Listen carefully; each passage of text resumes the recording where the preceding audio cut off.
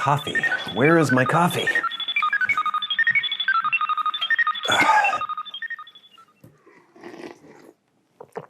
Ow! It's burning me. Hello, welcome once again to Stuff and Things, where I like to talk about stuff and occasionally even things. I'm your good friend Bradley, and today is a Sunday Stuff and Things. And on this Sunday Stuff and Things, we have stuff and things to talk about, including upcoming videos. Things that you can look forward to on the Stuff and Things YouTube channel, the Stuff and Things Patreon, and on the Stuff and Things Working YouTube channel. We'll talk a little bit about how I had an experience that helped restore, at least partially, my faith in humanity. A fun little anecdote that we'll get into. And then we'll have your questions, comments, and feedback in hashtag askstuffandthings. And then we'll do the Patreon shout-outs and updates at the end of the show. Lots of new stuff going on for both the YouTube Stuff and Things and then the Patreon Stuff and Things. All sorts of stuff and things that I'm trying to keep track of, and I appreciate your patience. So let's get into it. This table is filled with props from a video that I just recorded from Patreon, so I'm trying not to knock them all off the table. But we have upcoming videos, things that you can look forward to on Stuff and Things, the Stuff and Things Patreon and Working. I'm going to be stumbling over that for a while. First up, this coming week on Patreon, there will be the McFadin Royal Twist Deluxe review. That will be Patreon only, unfortunately, because I can no longer post pipe videos on YouTube. The week after that, on YouTube, we will have the film versus digital video. I actually don't think I mentioned this last week because it was supposed to be the listening party for Nirvana Nevermind. But as a consequence of my channel being demonetized, I can't post those kinds of videos anymore, at least for the foreseeable future. Hopefully, if I get the monetization back for this channel in 3 months, I will be able to do listening parties again. But I tried to upload it to YouTube, and because I'm not monetized in the past, I wouldn't make any money from it, but my monetization would just go towards the copyright holders. Now, since I am not monetized, they have just blocked the video entirely, so it cannot be seen. So I had to scramble and make another video. Instead of that listening party video with Nirvana's Nevermind, I did a video where I show you, it's a photography related one, and I've been doing a lot more film photography. I mean, more than I was. I'm still doing mostly digital, but I just wanted to talk about my experience comparing film with digital, why I still think film is an interesting option, why you may want to shoot film, how it compares to the digital photos that I try to convert to black and white to kind of make them look filmic, and how basically, yes, there is a difference between film and digital. It doesn't really matter. It's up to your own personal preferences, what you like, but there is a difference, and there is a reason to continue shooting film even if you shoot digital as well. So an interesting video, I'll show you some cool examples. The week after that on Patreon, we are going to be opening the pipe cabinet, where I'm going to do kind of an archaeological dig through all the pipes that I don't really use very often anymore. And I uncovered some interesting kind of artifacts that I hadn't thought about in a very long time. So that's going to be a fun exclusive Patreon video. And then on Working, episode 44 is out, Snow and Ice, Not So Nice. We've been dealing with some colder winter weather here. That's finally broken. It's above freezing now. It's supposed to rain soon, so hopefully all the rest of the snow will be gone within a couple days. But yeah, I'll just show you how that can kind of make it difficult to pursue our job doing construction work or doing concrete work in the Pacific Northwest, because people aren't really prepared for that here. I know in places like, somebody wrote me from Alberta, Canada, and we're like, oh, we're always pouring in the snow and the ice and the cold. And we have methods to mitigate that. Like, yeah, well, we don't really have that infrastructure here. So yeah, tons of stuff coming up on Stuff and Things YouTube, Stuff and Things Patreon, and Working YouTube. Stay tuned. So, I am wearing this little Seahawks sweatshirt that I got, I don't know, several months ago. Reminded me of the vintage Seahawks sweatshirts that I used to have when I was a kid. I enjoy this sweatshirt. I think it's cool. It's not available anymore. I got it from Homage STUFFandTHINGS.com, a company somewhere in Ohio, I believe, and it was kind of a limited time thing. They don't make it anymore. So the other day, I was coming off a week where I was in a very bad mood. All sorts of bad things were happening. I was having the back issues, stuff with YouTube, my little gerbil dying, all sorts of horrible things. Well, horrible to me within my own personal life. I was not in a good mood. And I got home and I had just had a super, super wet, cold day at work. I was just soaked to the bone. I was like, okay, I'm gonna do my laundry now. And this story is going to show you how my mood could be lifted, because I was feeling very misanthropic and just not like, ugh, people, they're pissing me off, everything's going wrong. So I wanted to do my laundry because I didn't want to leave my sopping wet clothes in my laundry basket. So I got a couple loads together. I went into the laundry room and every single washer was in use. So I went, okay, I'm gonna have to wait. I think there's like 5 or 6 washers. So went back about an hour later, washers were still in use. Went back in about another half hour. Finally, all the washers were empty, but every single dryer was in use. So I thought, I think this is just one person who's filled up every single washer.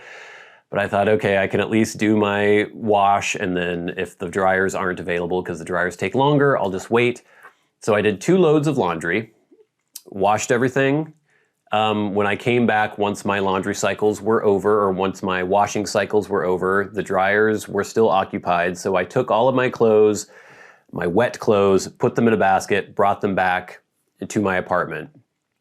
Checked in an hour, or checked in about a half an hour. The clothing cycles in the dryers were all done, but the people hadn't taken their stuff out of the dryer yet. So I went in another half hour and I'm like, I need to get this in the dryer because it's gonna be super late and I won't be able to get this done tonight.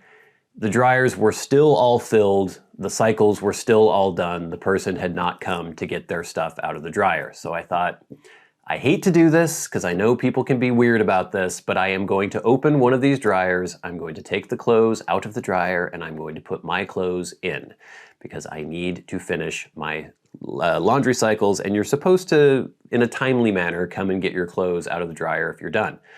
So I did that. I carefully placed, I think it was like some blankets and stuff on the counter in the laundry room. I put my clothes in the dryer. I think I had dinner, and then when I saw that my cycle was supposed to be done, I went into the laundry room. None of the other dryers were occupied anymore. The person had come and taken all of their stuff. I opened up the dryer I was using. I took all my clothes out and went into my apartment and started sorting through them and realized that, wait a minute, I'm missing some things. So I was missing this. This was gone, which upset me. I was missing just single socks. So I have Darn Tough socks that I wear for work. I wear Darn Tough socks for almost everything because they have a lifetime guarantee. And I was missing just single Darn Tough socks, I think about 5 or 6 of them. So I had 5 or 6 pairs of Darn Tough socks that were no longer pairs because I only had single socks. I was missing some underwear. I was missing some t-shirts. I was missing, I think, like a stocking cap. I was going through, because you can't remember all the clothes that were in your wash, but I realized I was missing quite a bit. And I started getting angry because I thought, because I was feeling so misanthropic, because I was in such a bad mood, because I had been having such a hard time, or just not been great, my mind immediately went to, I bet the person whose clothes or whose laundry I took out of the dryer came in, saw that their stuff had been taken out of the dryer, was pissed off about it for some reason, and decided to open my dryer and just take a handful of stuff and just, like, I don't know, throw it in the garbage or just take it so I wouldn't have it and I would be screwed. And so I was getting livid, telling myself this story, like, this is what happened, this person did this. But then I kept thinking, okay, no, wait, you're being ridiculous. I'm sure someone just did this by mistake. Maybe they thought that was still their stuff in the dryer because I took theirs out. They didn't notice the big pile of clothes on the counter. And so they took some of my stuff out, realized it wasn't theirs, put it back, but didn't put everything back because it got mixed in, whatever. I was telling myself all these different stories. So I thought, well, surely they'll notice and they'll bring the stuff back to the laundry room. So all that evening, I would leave, go to the laundry room and check. Nothing. Go to the laundry room and check. Nothing. getting more angry. Like, what should I do? There's a security camera in there. Should I call the emergency like helpline for the apartment building and report this person? They're a thief. They're stealing my stuff. And I'd had packages stolen out of the lobby too in the building, so that was already kind of pissing me off. It's like, what? I can't even do my laundry now? People are going to steal my clothes? But I still was trying to calm myself down. And so finally I made some missing posters. I just got some paper and wrote out, hey, if you were doing your laundry in the laundry room at this time, you may have accidentally taken some of my clothes out of the washer or out of the dryer, and I'm missing these items. And I listed some of the items I was missing, like my Seahawks t-shirt and everything. I put one up in the laundry room. I think I put one up in the elevators and stuff. And I think all that evening, nothing happened. All the next day, nothing happened. So this is the weekend on a Saturday. Didn't hear anything. I think I also put my room number or my apartment number. So either could you please bring the clothes back to the laundry room or to my door. And all that day on the Saturday, nothing happened. Nobody said anything. So I was getting more and more angry. And then finally, when I was getting home on a Saturday evening, I noticed there was a woman and her son trying to read the sign in front of the laundry room. And the woman was Spanish speaking. And I don't think she really spoke any English at all. And so she was trying to read the sign and her son was translating it for her. So I heard him saying like, lavadore, like laundry room, and like siete y ocho media, like in between 7 and 8 o'clock. Like he was saying these things to her. And as he was reading her this message, she was going, oh, Dios mío. Like she was so upset that somebody's clothes had been stolen from the laundry room, or at least misplaced. And so that was like a little fun thing. I thought that was amusing, that she was so upset about this. But I thought nothing else of it, because obviously she wasn't the person, because she was so upset about reading it. So I figured by that point it had been basically 24 hours since this had happened. I thought if the person did it by mistake, they would have noticed and they would have brought the stuff back. So obviously they did it on purpose. They did it to spite me because I took their clothes out of the dryer. I'm never going to get my stuff back, and F me, basically. And I think I was sitting at my computer doing something about an hour later, and I heard a very tentative knock on the front door. Really? Who's knocking on my door? Because nobody ever does that. And so I walked out. I looked through the peephole, but I didn't see anything. And the reason why is because when I opened the door, it was the very, very short Spanish-speaking woman. And it's like, oh, hello. And she had this kind of sort of tentative, but also like joyful look on her face. And she's like, Señor. And I said, yes. She's like, Señor, tu ropa. I was like, yes, mi ropa. Tu ropa está en el lavadore. Come. And she grabs my hand. She actually took my hand, and she's just beaming by this point. And she leads me to the laundry room, which is just a little ways down the hall. And she like walks me in, and then she goes, ah. And on the counter in the laundry room were all of my missing items of clothing, all neatly folded. Her son was in there. There was another woman, like a Spanish-speaking woman, and they were all just like, hey, like so pleased, almost applauding. And so I was like, oh, thank you. And so I started gathering my stuff together. I was trying to sort of speak to her, but I don't remember much Spanish from high school, and she didn't really know any English. But then from down the hall, a door opens and another woman poked her head out who was English speaking. She's like, hey, yeah, I'm sorry, that was me. And apparently this little Spanish speaking woman saw the letter, had her son translate it for her, was so upset that she went around and knocked on people's doors and asked them what was going on with her son to help translate, until she found this woman who still hadn't gone through her laundry. So the woman went through her laundry because she realized that she had been doing laundry at that time, found all my stuff. And this little Spanish-speaking woman is the one who precipitated me getting my stuff back. I guess since the woman actually did make a mistake, she would have given it back at some point anyway. But it was just so nice. It was so kind. I felt, a swelling of warmth within my cold, Grinch-like body. And I realized that yes, people can be nice, and not everyone is a misanthrope, or I'm not misanthropic to everybody. I've got the philanthropos and misanthropos Greek on my arms, the love-hate. The scales went higher on the love side because of that little anecdote. Pretty nice. All right, gang, hopefully you enjoyed that nice little anecdote, but now it is time for hashtag #AskStuffandThings. Remember, if you have a question for me and you would like it answered on the Sunday Stuff and Things, you can tweet at SATBradley with the hashtag #AskStuffandThings. If you are a Patreon supporter, you can write to me via Patreon and go right to the front of the line, and you can no longer hit that super thanks button under this video because I don't think it even exists anymore because my channel has been demonetized. So first, we have some feedback from Luigi Verona, who is a hero of the Stuff and Things Patreon. We'll get to that in a bit. Luigi says, obviously the big news last week was that my channel has been completely demonetized, and we're working through that. But Luigi says, I'm very sorry to hear about this development. You absolutely deserve to be compensated. You are posting good content, posting it regularly, spending time working on it, editing it, and clearly many viewers are enjoying it. I'm already a Patreon supporter, and I encourage others to chip in. $2 to $5 is honestly what it takes. A coffee costs less. We will weather this storm. Yeah, thank you very much, Luigi, and thank you so much for your activity on the Stuff and Things Patreon. You're great. Unfortunately, $5 is about what coffee costs now. Have you guys seen how much coffee costs? A little tangent here. I don't get fancy coffee drinks. I just get drip coffee. I get an 8-ounce drip coffee at my local coffee shop. It is $3.88 for 8 ounces of drip coffee. Now you get a free refill, but still, you get one free refill. Anyway, thank you very much, Luigi. Next we have at Paul Kukil, 3725. So, is YouTube demonetizing all the alcohol, i.e. whiskey tube channels too? I hadn't heard that. Wouldn't those be subject to the exact same ruling? You would think so, based on what YouTube says the reasoning behind their demonetization of my channel was. I don't know. Make of that what you will. Next, we have at BlindSquirrel75. Bradley, longtime Patreon supporter here. Thank you very much.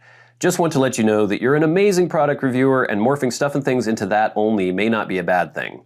Migrate the pipe content to Patreon and continue SAT reviewing Stuff and Things that you enjoy. Your reviews are the reason I own 2 pairs of Alden indie boots, a Midori Traveler's Notebook, Lockbee pen roll, over a dozen fountain pens, not to mention the dozens of pipe blends I purchased after watching your reviews. Keep your chin up, my good friend. I apologize. I'm sorry if I caused you to buy some of these things. Hopefully you enjoyed them all.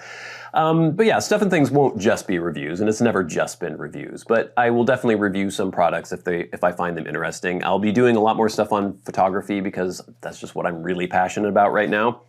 But yeah, good stuff and things will be on Stuff and Things and on Patreon. Next, from at Chris Portislander, 2458.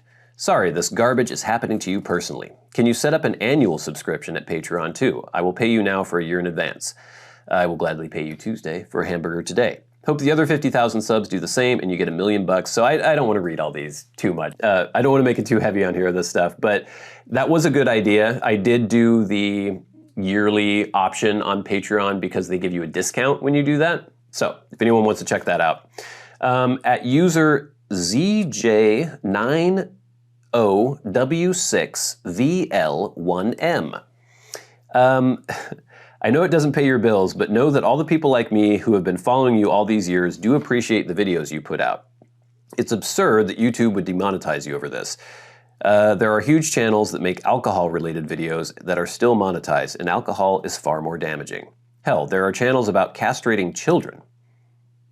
And all sorts of crazy stuff on here that is monetized. I've never understood why advertisers care. If I see an ad for Coca-Cola on a YouTube video about pipe tea, I don't think that means Coca-Cola condones tea use. That's idiotic. Hopefully you can get it figured out. Yeah, we'll get into that a little bit, but basically they just don't want pipe stuff. They don't want anything to do with the big T on YouTube. That just seems to be what they're doing. At Les Brady says, happy birthday, Bradley. What a situation. Condolences regarding Subotai. Rest in peace, Subotai. Happy to report that I just subscribed to your Patreon channel. Thank you very much, Les. And looking forward to being a supporter going forward after so long. Cheers to a brighter week month 2025. Thank you very much, Les Brady. And I saw your contribution on Patreon. We have at Solar Labyrinth. I upped my existing Patreon contribution. I absolutely believe people should be compensated for providing value. I rarely actually SAP anymore, given the lack of free time, but I still enjoy tuning into all your content across the channel, even the old SAT Plays archives. It was very heartwarming to hear many people who say they have no interest in pipe teas who still watch those videos. That's just cool. Like, I love that people do that. I'm curious as to why, but that's really neat. So thank you for letting me know. At Charlie Wood 22 says, oh, and he said, an RIP Subotai. Thank you, at Solar Labyrinth. At Charlie Woot 22 says, yeah, I wished Rumble actually worked. It's so flipping clunky. Go back to YouTube from 20 years ago, and it's still miles and miles better than Rumble is today, unfortunately.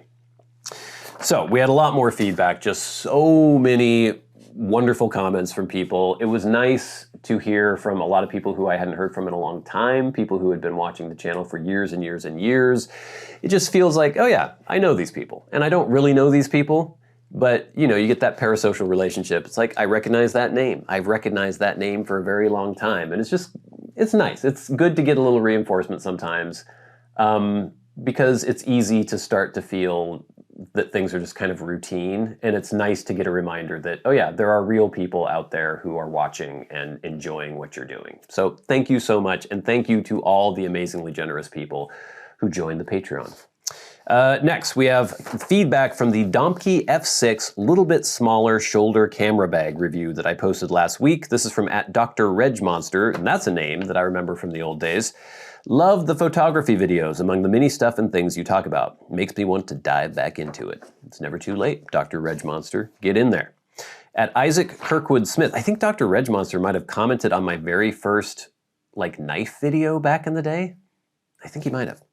At Isaac Kirkwood Smith, 5182 said, nice kit. I've been looking for a new camera bag to replace my ugly Canon bag from the 90s. Do you find that carrying the extra lenses improves your photography? I find myself distracted if I bring too much gear with me. So if you watch the video, you'll know in the bag I carry my little Fuji digital camera that just has a fixed lens, so it's just a 35mm, and then I have my film camera with the 35mm, and then also a 105 f2.5 lens.